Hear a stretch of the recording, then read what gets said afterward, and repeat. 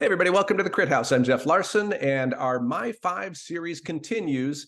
And today we are with Neal Rantoul. Now, Neal is a photographer and an educator. He spent 30 years at Northeastern University, or was it 33? It's up 30. there. 30 years. 30. But more, you taught at Harvard and some of the other schools in the Boston area, as well as being a very accomplished photographer on your own as well. So welcome to the Crit House. Welcome back to the Crit House, Mr. Rantoul. Thank you very much. Nice to have you. So, Neal, how do you describe yourself as a photographic person? I think I land squarely in post World War II kind of modernism kind of vein. My imagery is primarily representational. I land squarely in the art end of things as opposed to documentary.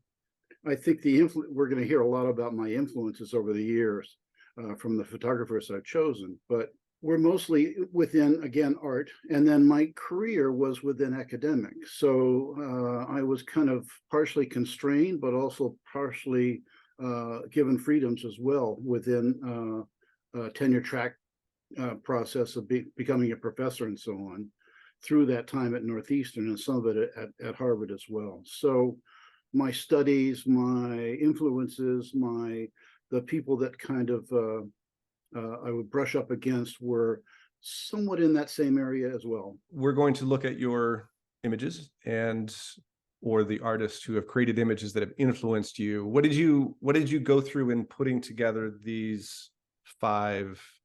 Was it hard, easy? What's the thought process? Difficult because of knowing the history of the medium.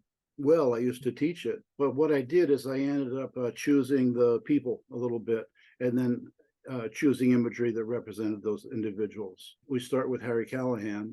I studied with him. So as a student, I went to the Rhode Island School of Design, and I studied with Harry for 4 years of undergraduate, then 2 years of graduate work. And the man was a huge influence to me. So there was Harry, and Harry was pretty much of a non-verbal kind of a character. He wasn't an academic particularly.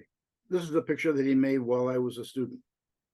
He was going to the Cape Cod to photograph during a couple of those years. So, but what he represented to me was somebody who validated the high level that photography could be, and actually promoted and lived the example. So if he wasn't in class, chances were pretty good that he was photographing, and we would see him in downtown Providence with a camera around his neck, sometimes in a rainstorm or in a snowstorm, photographing. But one of the things that Harry represented to me was the sheer diversity of the possibility of the diverse things that he was doing.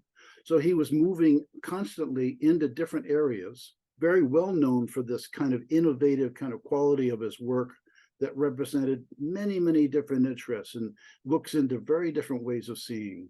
And so that's established a foundation for me to understand that I could go into different areas and I could go in different ways and kind of carve my own path through a medium that was becoming increasingly well known and popular in the 70s and 80s, but also more complex.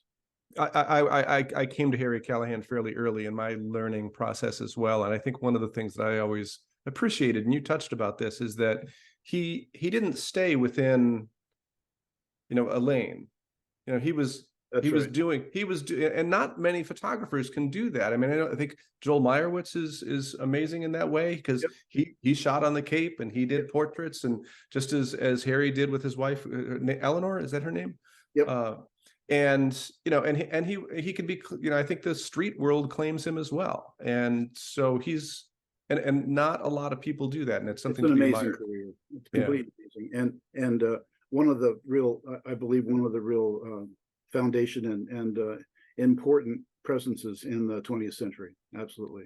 So your second, I guess this isn't an image, but this is this is how they presented their work. This is Bernd and Hilla Becker. Talk about how this influenced you and why this is amongst your 5. I don't really know anything about them except that these appeared, if I'm correct, probably in the mid 80s, somewhere in there. They just knocked my socks off. They were much more conceptual and much more evolved and intellectualized. The sheer work that they did to make those pictures, the travel that they did, and the setup and the just logistics of it was very impressive to me. And they never let anything go in terms of quality. Everything was very high and very cold, very not much text or much kind of context around the pictures. But they just, I think what I'm trying to present with them is that they raised the bar on how far things could go, how smart photography could be, and what amazing stories it could tell at a very high level. But looking back on those earlier years and the influences that I had from people, they were key, just as Harry was.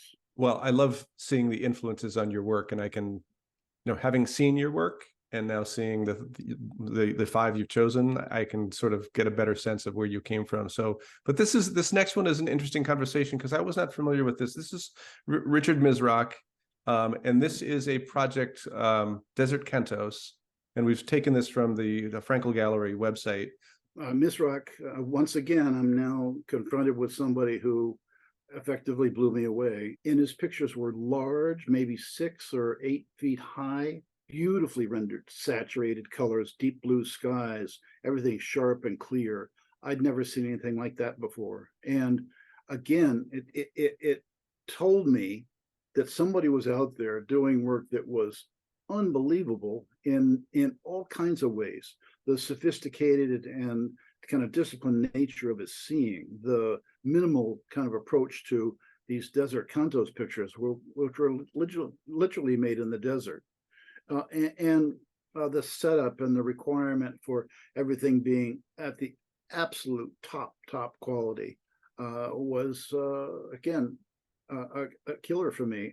And so in 8x10, I now knew what the reference standard was, and I was working in color and in black and white. He was working in color, but nevertheless, he said to me, you can go there and you can take this kind of chance of maybe making a picture of almost nothing, but an 8x10 rendered with high quality and a huge print like that had tremendous impact. Is that the point where you started working in color after this? No, it took me another 20, almost 15 or 20 years to get to color. I didn't like color. I liked his prints, but I didn't like the process. It was C41 was kind of a messy process to do on yourself, hugely expensive to have labs do it. It was printed on a kind of plastic RC type paper. I didn't like that, so I just didn't do it.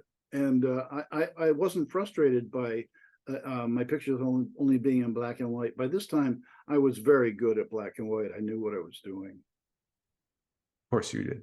Yeah. You're number 4. Fred Sommer. So we're back to somebody. The other two I haven't known, but Fred Sommer I knew very well. I visited him a couple times where he lived in almost like a shack in the desert in Prescott, Arizona. He and his wife Frances, and he was very influential to me. Maybe not so much for some of his pictures, because if you look at the breadth of Fred Sommer, he also, like Callahan, was very diverse, but he was also quite perverse in some ways. He photographed still lifes, dead chicken parts, and just very odd things. But he also did these landscapes. And in my earlier years of working in 8x10, to go to these and to be able to talk to him about these and his approach to these was another revelation. And what he did with this particular group, the Seguro pictures, is he needed to be across the valley from this particular kind of a landscape, shooting it with a long lens to get that perspective on it and get that compression of space. And again, just like Misrach, I'd never seen anything quite like that. And Fred Sommer would talk to you literally for days about his logic behind his work. And he had a whole kind of philosophy mapped out. And I think what he did for me that was kind of changed my life kind of character was that he spoke about his work with eloquence, but also had incredible logic laid out. He's very almost a scientific kind of a character in his background and his intellect. Well, I was just going to say, you know, as someone who's kind of coming, I mean, I've been taking pictures for a long time, but I haven't studied it. One of the things that I'm learning at this point in my life is that it's so important to be able to understand your own work. And the people that I talk to, some will say, I'm just going to let the pictures speak for themselves. Sure. And that doesn't really work, does it? That never cut it with students for me either, because that I thought of that as being a defense. You know, I don't really know what to say, so I'm not going to say anything. And here's my work. The great Lee Friedlander. Yes. So how could you not? I mean, it's just remarkable career and remarkable work. The work that I was singling out a little bit was some of these where he's putting these trees and branches in front of things in a rather untraditional way. There's a bunch of pictures from Washington, D.C. that have been huge for me, and also the 1976 bicentennial work that he did of shooting monuments. Mm-hmm. That's understated and almost insignificant kind of approach struck home to me in a big way, and that he was photographing nothing, everything. It seemed the ability to discern between making art and just making a stupid banal picture of a bush or a old monument or something like that. Kind of amazing to think that they both kind of went on simultaneously. He validated photographing everywhere in some ways, as though you didn't need some hugely significant monumental landscape to make a picture that worked or counted. You could be in your backyard or around the corner or just walking down the street and making work. And of course, I'd seen, you know, I'd had influences by other photographers that did that as well, but Friedlander seemed to have it as a kind of a signature.